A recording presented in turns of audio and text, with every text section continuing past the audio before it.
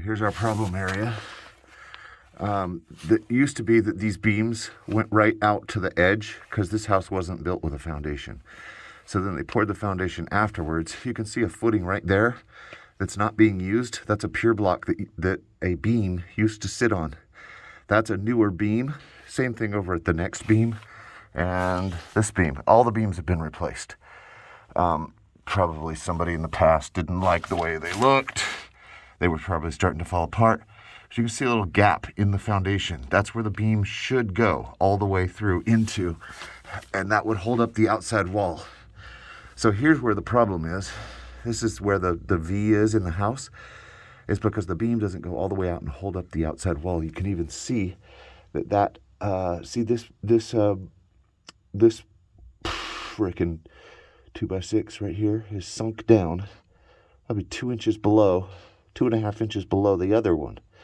That's right where the two pieces of house come together.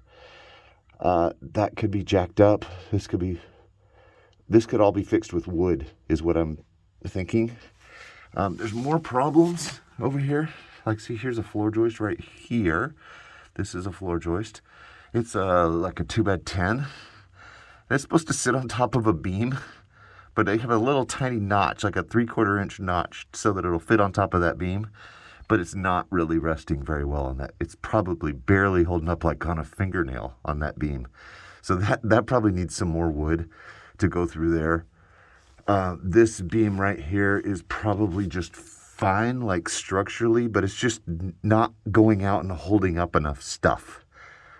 It needs to hold that up better. So this thing could be sistered and then carried over on top of the beam.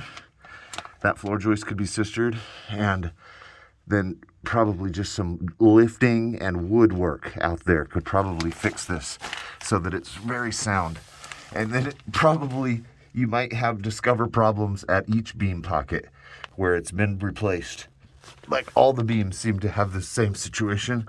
It's just that right here it's sunken because the concrete itself sunk, because there's no footing underneath this concrete right here. That's a wall that's built without a footing below it. So it's the same thing like the front porch sunk right there too.